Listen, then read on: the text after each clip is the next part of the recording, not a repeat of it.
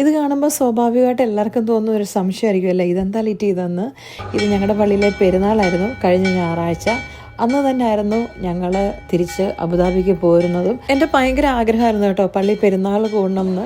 അതനുസരിച്ചായിരുന്നു ഞങ്ങൾ ലീവ് നമ്മൾ കൊടുത്തിട്ടുണ്ടായിരുന്നതും. കറക്റ്റ് ലീവിൻ്റെ അന്ന് പെരുന്നാളും തീർന്നിട്ട് നമ്മൾ പോരാൻ വേണ്ടിയിട്ട്.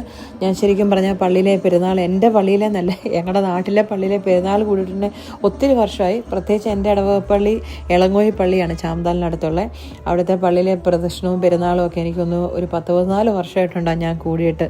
പ്രദക്ഷിണമൊക്കെ കൂടിയപ്പോൾ എന്താണെന്നറിയില്ല, വല്ലാത്തൊരു ഫീല്. നമുക്ക് എല്ലാവർക്കും അങ്ങനെ ഇല്ലേ അല്ലേ, നമ്മുടെ നാട്ടിലെ ഉത്സവവും പെരുന്നാളും എന്നൊക്കെ പറയുമ്പോൾ ശരിക്കും ഒരു നൊസ്റ്റു തന്നെയാണ്.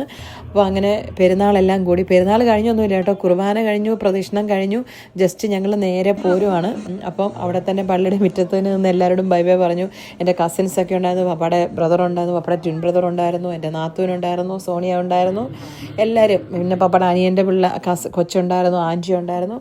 അങ്ങനെ എല്ലാവരോടും തന്നെ അവിടെ നിന്ന് പപ്പയാണെങ്കിലും പള്ളി വെച്ച് തന്നെ ഒരു ബൈ പറഞ്ഞ് ഉമ്മയും തന്നിട്ട് പപ്പ പോയി. കാരണം പപ്പ പള്ളിയിൽ ചേട്ടൻ കണ്ടില്ലേ, ജസ്സുവിന് ഉമ്മയൊക്കെ കൊടുത്ത് പിള്ളേർ പിരിയുക. പപ്പ കാരണം പെരുന്നാൾ കമ്മിറ്റിയിലുള്ളതുകൊണ്ട് പപ്പ നല്ല തിരക്കായിരുന്നു. അതുകൊണ്ട് കുർബാന കഴിഞ്ഞപ്പോഴേ പപ്പ വന്നൊരു ഉമ്മയൊക്കെ തന്ന് പപ്പ അവിടെ നിന്ന് ബൈ പറഞ്ഞു. അങ്ങനെ പള്ളിയിൽ നിന്ന് ഞങ്ങൾ മാത്രമേ ഇറങ്ങിയുള്ളൂ, ഞങ്ങളും മമ്മിയും കൂടെ പോന്നു. മമ്മി ഞങ്ങളടുത്ത് പോരും, ഞങ്ങൾ പറഞ്ഞ മമ്മിയോട് പള്ളിയിൽ നിന്നോളാനായിട്ട്. അങ്ങനെ വീട്ടിൽ വന്നു പ്രാർത്ഥിച്ചു. ഇത് കണ്ടോ മേരി, ഞാൻ പറഞ്ഞില്ലേ എൻ്റെ ആൻറ്റി മരിച്ചു. അപ്പോൾ ആൻറ്റിയുടെ ശവമൊക്കെ നമ്മുടെ വീട്ടിൽ വെച്ചായിരുന്നു, അത് ആൻറ്റിയുടെ ആഗ്രഹമായിരുന്നു. അതുകൊണ്ട് പന്തലിടിയിലുകാരൊക്കെ വീട്ടിൽ വന്നിട്ടുണ്ടായിരുന്നു. ആര്യയുടെ ഫ്യൂണറൽ നമ്മൾ മൺഡേ ആയിരുന്നു പറഞ്ഞിരുന്നത്, അതിന് സൺഡേ അല്ല മൺഡേ.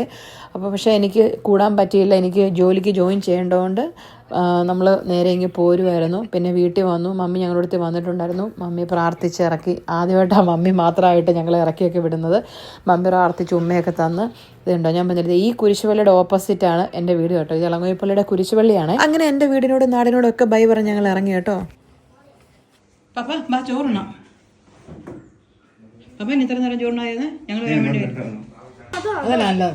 കാൽ പിന്നെ മിച്ചമായിട്ടിരിക്കുന്നത്. പപ്പായ്ക്ക് ചാറൊന്നുമില്ല. ആ അല്ല പപ്പായ്ക്ക് പക്ഷെ അതും കഴിക്കുമല്ലോ, സാമ്പാർ കഴിക്കുന്നില്ല.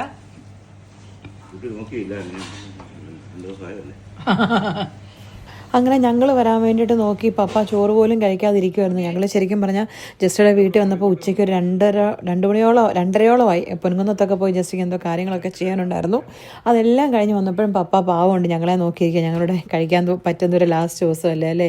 അത് കഴിഞ്ഞ് ഇങ്ങോട്ട് നോക്കിയേ, ഇത് കണ്ടോ എന്താണെന്ന്. പപ്പ ഞാൻ പറഞ്ഞേ എല്ലാ പ്രാവശ്യവും മമ്മി എനിക്ക് പൊതി കെട്ടി തന്നു. ഈ പ്രാവശ്യം മമ്മിക്ക് സമയമില്ലായിരുന്നു, പെരുന്നാളായിരുന്നു, പിന്നെ ആൻറ്റിയുടെ മരണമൊക്കെ ആയിട്ട് മമ്മി തിരക്കായി പോയതുകൊണ്ട് അങ്ങനൊരു സാധനം എനിക്കില്ലെന്ന് പറഞ്ഞതിന് എൻ്റെ ഫാദറില്ലോ എൻ്റെ അമ്മായിപ്പൻ എന്ന് പറയാൻ പാടില്ല, പപ്പ പൊതി കെട്ടിത്തരുന്നത്. എനിക്കത് കണ്ടപ്പോൾ ശരിക്കും സങ്കടമായി പോയി കേട്ടോ.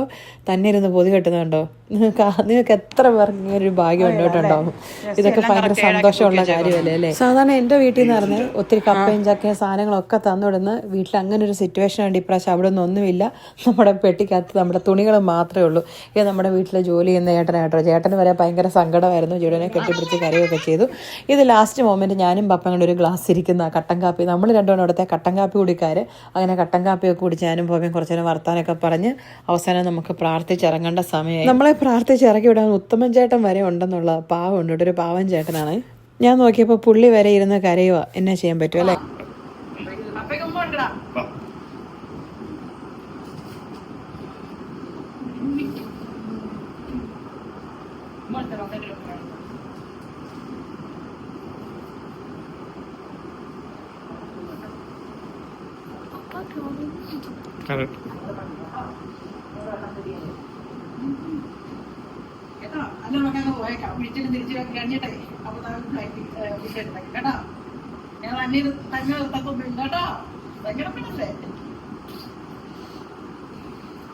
ചേട്ടനോട് നിർത്തേക്കട്ടാ പപ്പയുടെ അടുത്ത്.